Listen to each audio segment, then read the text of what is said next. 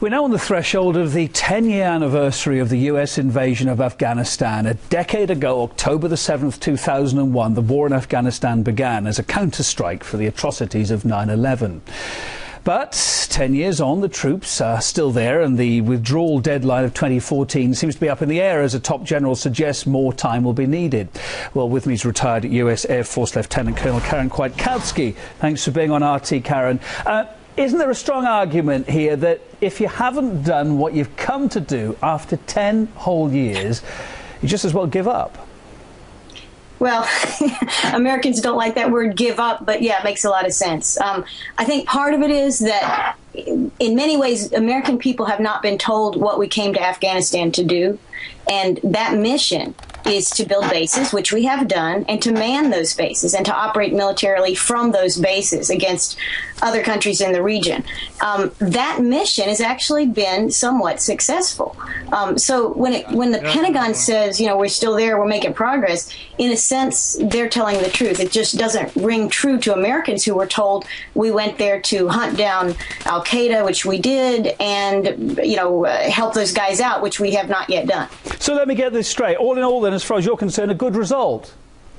Well, I think from the Pentagon's perspective, it's a good result because they have the permanent military bases that they wanted, and we're not leaving those bases, and we can't be forced to leave. So that is a success from a Pentagon perspective. That's a success from Obama's perspective. It is not success for the American people, who are very tired of this, but you know, the real reasons that we're in Afghanistan have never been put forward. I was just about to say, I mean, you talked just now about the original aim was to destroy bin Laden, to get rid of the Taliban rule, to bring democracy. But what are the goals these days? It all seems to have been, I don't know about you, but it all seems very cloudy to my mind. It doesn't seem so clear-cut anymore, does it? Well, it never was clear-cut, actually. It never was clear-cut. You know, there weren't any Afghans on the 9/11 airplanes, okay?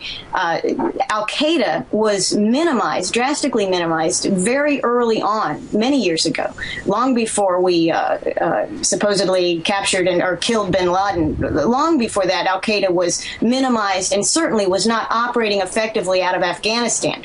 So, in that sense, the war should have been over 9 years ago. In terms of what we were told. But I think there's another reason we're there. I think it's very obvious in a strategic military perspective.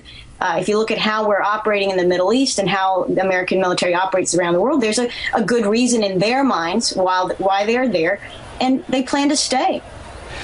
What is your prognosis then for the real time frame to hand Afghanistan back to the Afghans?